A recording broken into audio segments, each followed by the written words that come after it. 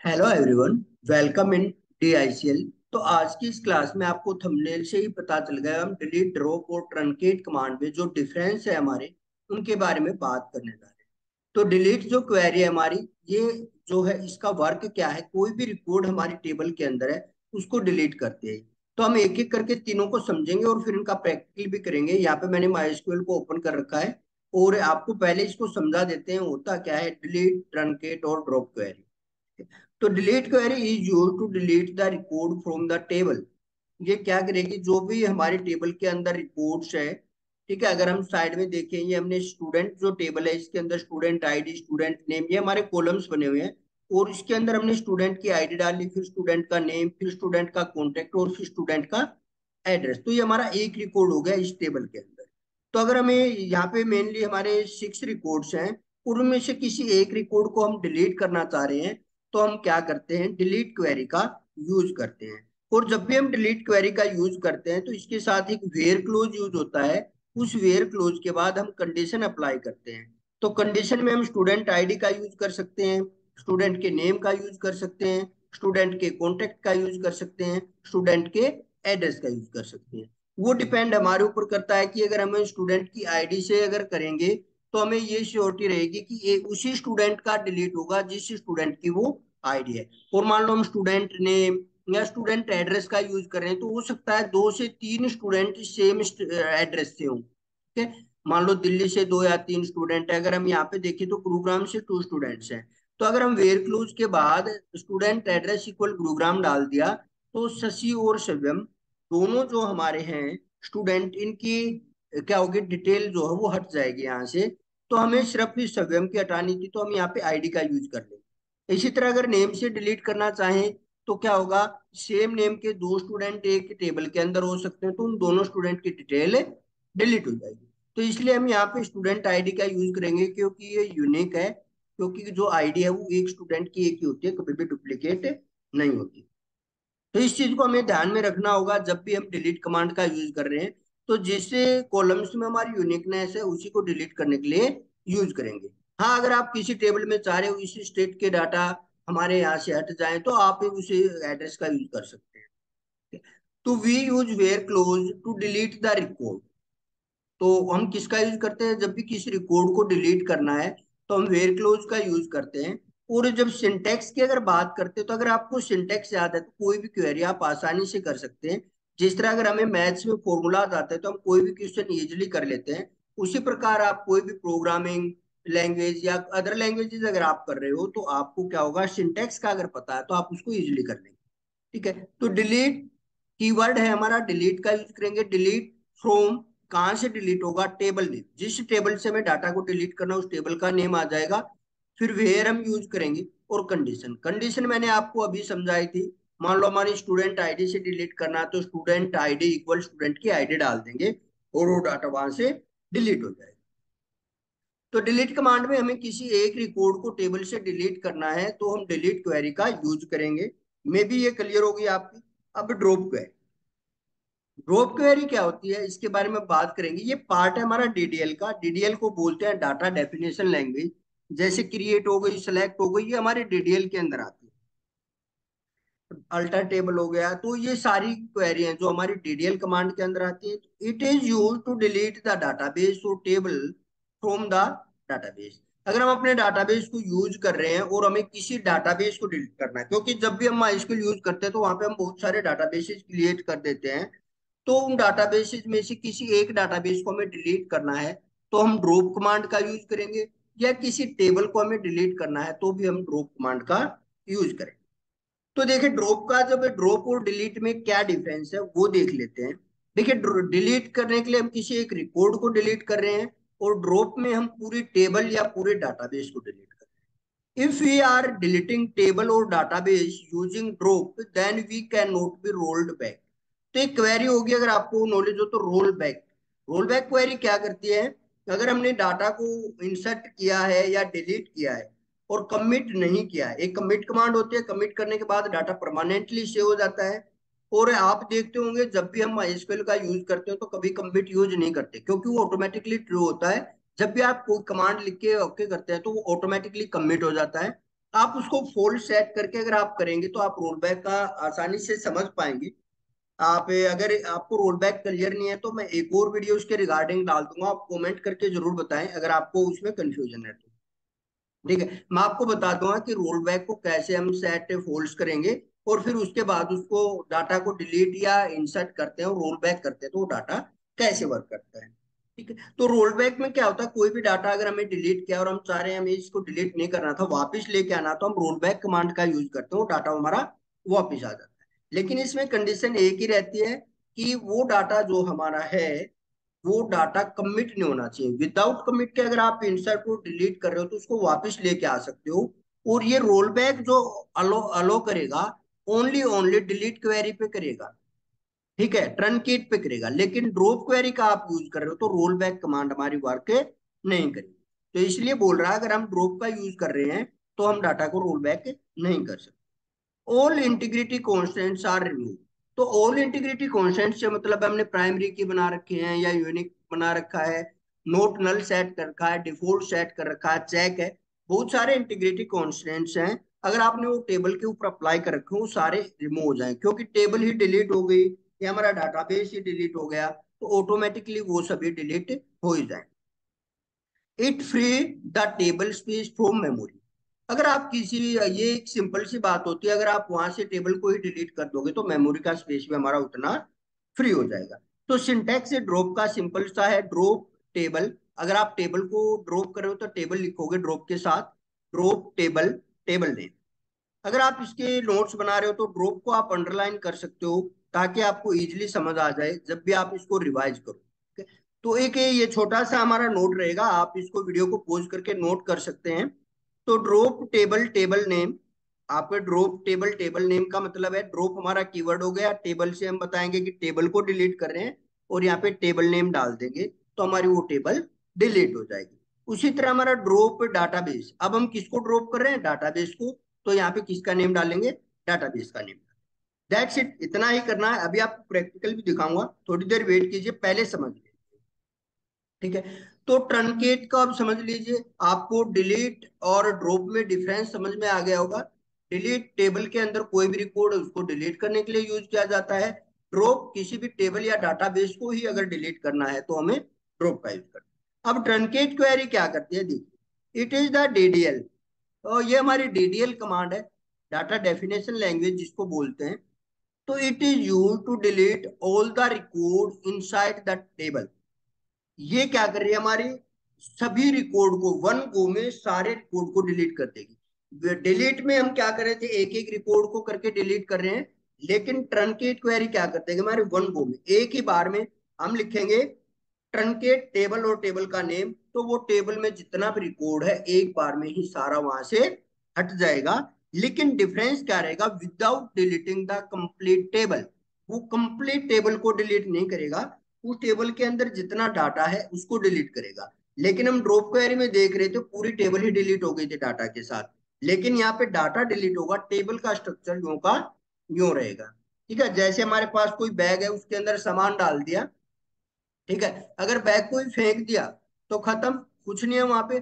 और अगर हम वहां से सामान को निकाल के फेंक दें और हमारे पास जो रह गया वो हमारे पास क्या आ गया, ट्रनकेट का यूज कर लिया हमने, क्योंकि बैग तो हमारे पास है लेकिन उसके सामान था वो हमने हटा दिया उसमें से।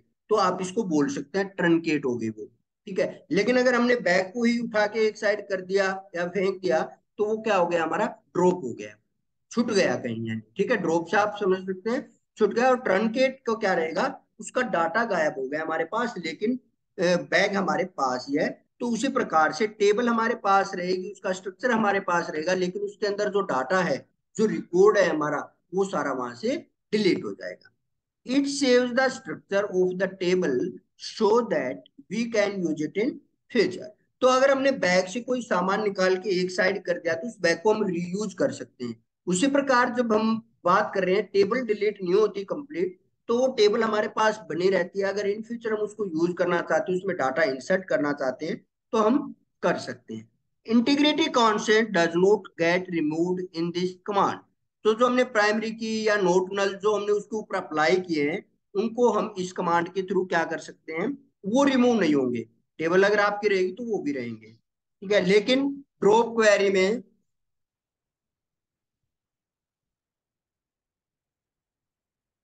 लेकिन ड्रॉप क्वेरी में क्या होगा हमारा, ये जो इंटीग्रिटी कॉन्स्टेंट्स हैं ये रिमूव हो जाएंगे। It does not free the table space for memory. अब ये क्या करेगा, it does not free the table space memory. अगर हमारी टेबल ही डिलीट नहीं हुई तो टेबल का स्पेस मेमोरी के अंदर बना रहेगा, लेकिन ड्रॉप के केस में वो हमें फ्री हो रहा था टेबल का स्पेस।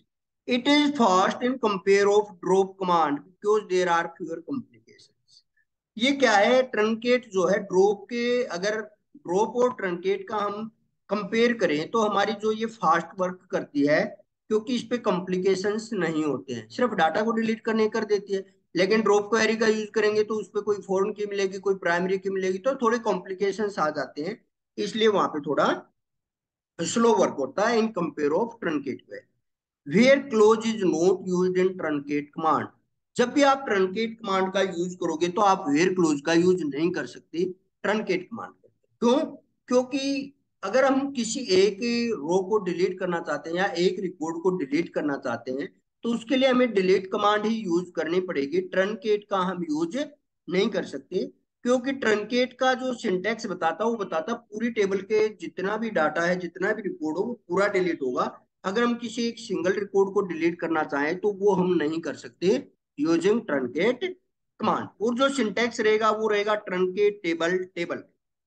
तो यहां तक आपको समझ में आ गया होगा कि कैसे हम इनमें डिफरेंशिएट किया है, आपको क्लियर हो गया होगा। ठीक है, तो अब मैं आपको एक एक चीज करके आपको बताता हूं कैसे हम यूज करते हैं।